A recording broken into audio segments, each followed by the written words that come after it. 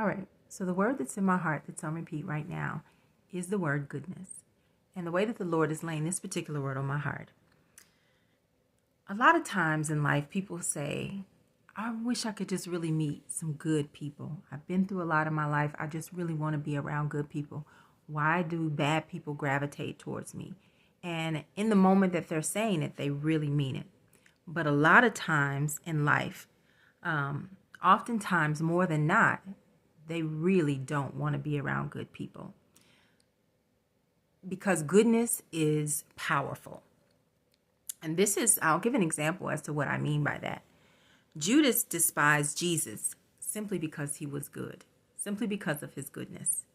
So Jesus healed the sick, he rose the dead, he fed the people, he gave them hope, and even washed his disciples' feet.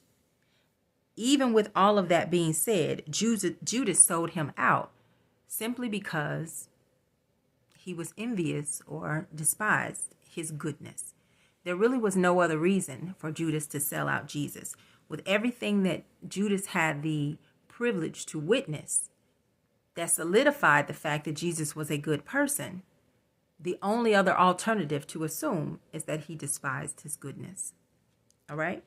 And so the Lord is laying on my heart that these are 8 things that the Lord wants me to share about goodness. All right. So the first thing is goodness evokes comparison in some people.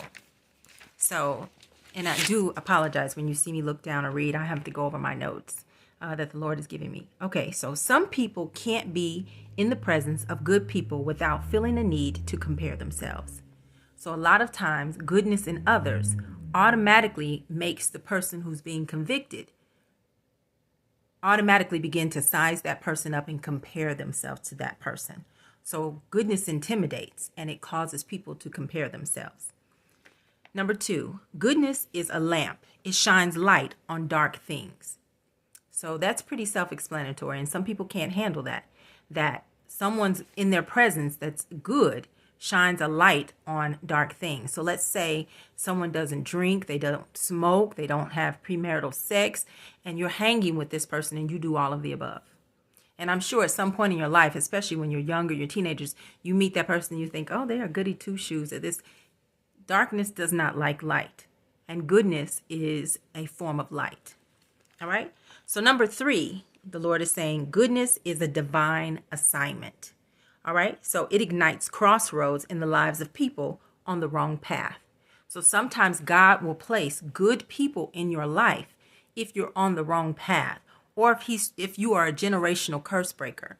To redirect you, he will place someone who is an example of what he wants you to be. He will place someone in your life that's actually doing what you feel that you can't do because of the example or because of the curse that's on your family or that is on your bloodline for you to continue in a negative path. But God will place someone in your life for you to have the opportunity to have the choice to continue on the path that you're on or to change your ways.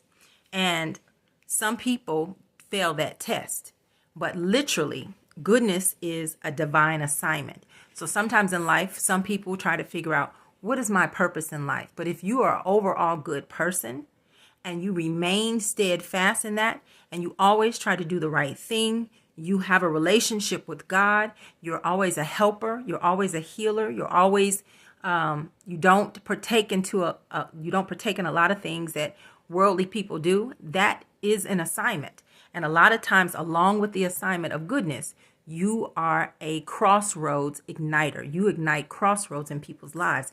And sometimes you can do it with people that will never acknowledge to you that that's what you did. Simply from them watching you, they may begin to shift the way that they live their lives. All right, so number 4, God is saying goodness can heal by example. So people can watch you from afar and see you show up consistent and see you always doing the right thing.